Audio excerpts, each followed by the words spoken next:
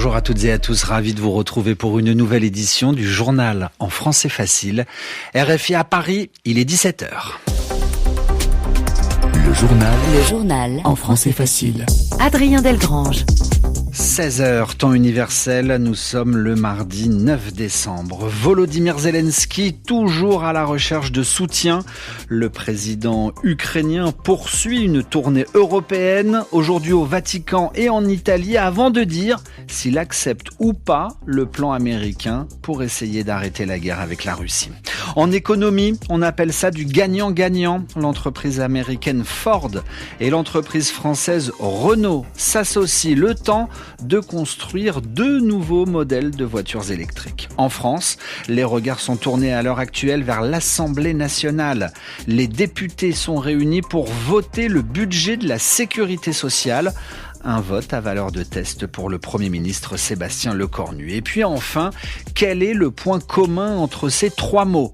Masculinisme, gougnafier, wesh. Ils sont en tête des mots les plus recherchés dans le dictionnaire en ligne du Robert version 2025, nous explique dans un instant Aram Beng. Il était hier à Londres et Bruxelles, aujourd'hui au Vatican et à Rome. Le président ukrainien poursuit donc sa tournée auprès de ses alliés, ses amis européens. Derniers entretiens avec le pape et Giorgia Meloni, la chef du gouvernement italien, avant que Volodymyr Zelensky envoie normalement d'ici à ce soir sa proposition révisée, revue du plan américain visant à mettre fin à la guerre en Ukraine. Ce qui n'empêche pas le président américain d'exercer encore de nouvelles pressions sur Volodymyr Zelensky. L'Ukraine, qui a perdu beaucoup de territoire, devrait organiser des élections. Je pense que c'est le moment d'organiser des élections, affirme le président américain. Il accuse Volodymyr Zelensky d'utiliser la guerre pour s'en abstenir, pour ne pas les organiser. Et puis, c'est la première réaction d'un dirigeant européen suite à la présentation de la stratégie dite de sécurité de Donald Trump. Réaction du chancelier allemand Friedrich Merz, qui la juge inacceptable. Pour rappel, vendredi dernier, l'administration américaine a présenté ce document résolument nationaliste où il anticipe l'effacement civilisationnel de l'Europe. Écoutons le chancelier allemand. Certains aspects sont compréhensibles, d'autres sont acceptables, d'autres, pour nous, sont d'un point de vue européen inacceptables. Je ne vois aucune raison pour laquelle les Américains chercheraient à sauver la démocratie en Europe maintenant. Si cela devait être fait, nous nous en chargerions nous-mêmes. Lors de mes conversations avec des Américains, je leur dis « L'Amérique d'abord, c'est bien, mais l'Amérique seule ne peut pas servir vos intérêts.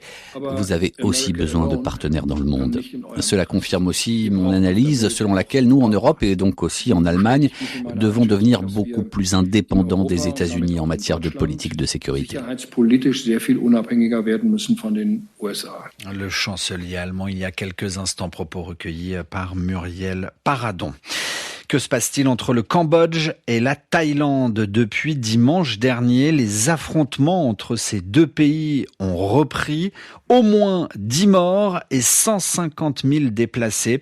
Un conflit qui serait mené à des fins politiques, selon Christine Cabassé. Elle est docteure en géographie. Elle était l'invitée à la mi-journée d'Anne Kantner.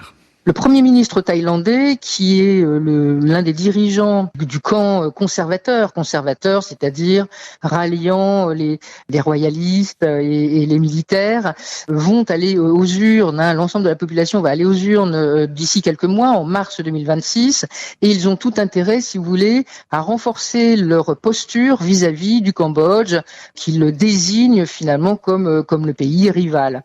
Donc là, je pense qu'il y a quand même beaucoup de motifs politiques. La suite de ce journal où nous parlons économie. Il est 17h05 à Paris. L'économie et cette alliance inattendue dans le domaine de l'automobile. L'américain Ford et le français Renault annoncent s'associer pour construire 2 marques de véhicules électriques dans le nord de la France. Nathanaël Vitran, bonjour. Bonjour Adrien. Cette alliance Renault-Ford, une alliance inédite et qui est un nouveau rappel de ce qui se passe en ce moment dans l'industrie automobile. Oui, Ford et Renault expliquent que pour survivre à la concurrence des constructeurs chinois, il faut unir leurs forces. Vous le disiez, Adrien, c'est du gagnant-gagnant. D'un côté, Ford, l'américain, cherchait une solution pour stopper l'hémorragie, la baisse continue de ses ventes sur le continent européen, sans avoir à prendre tous les risques tout seul.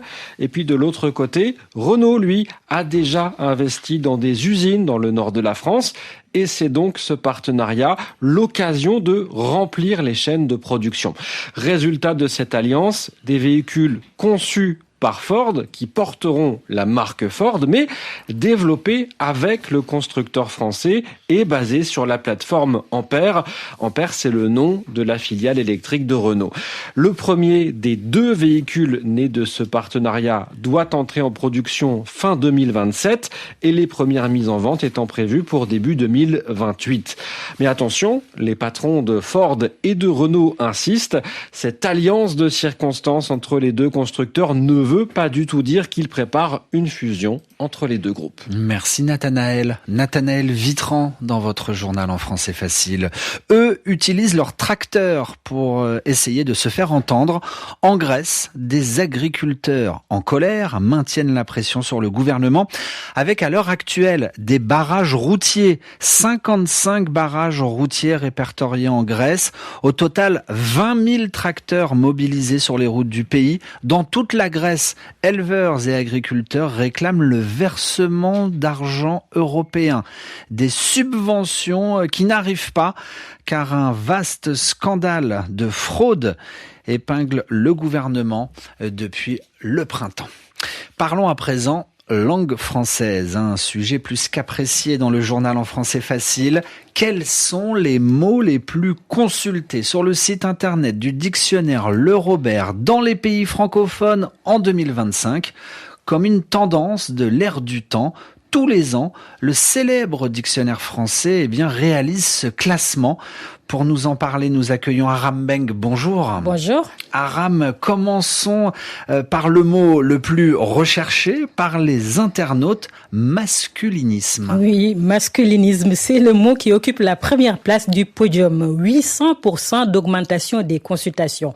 Et selon le Petit Robert, le masculinisme désigne l'ensemble des revendications cherchant à promouvoir les droits des hommes dans la société au détriment de ceux des femmes.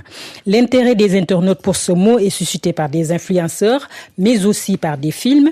Un pic de consultation a d'ailleurs été enregistré dans la série Adolescence, diffusée sur Netflix.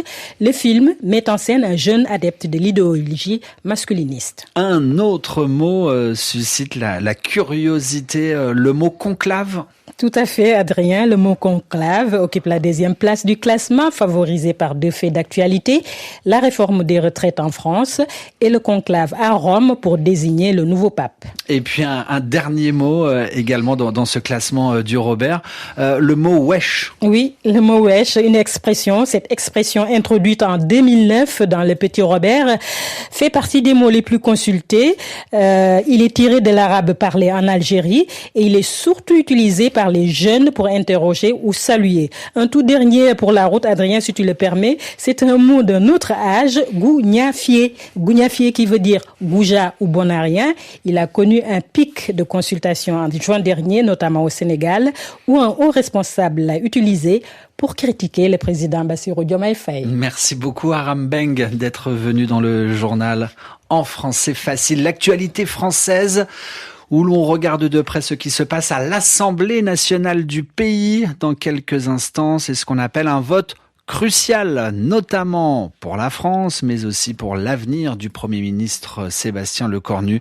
C'est le vote du budget de la sécurité sociale et nous en parlerons dans nos prochaines éditions. Toutes ces informations sont à retrouver quand vous le souhaitez sur notre site rfi.fr, mais aussi sur notre site, le journal en français facile.rfi.fr, où vous pouvez au même moment lire et écouter ce journal quand vous le souhaitez. À demain pour une nouvelle édition.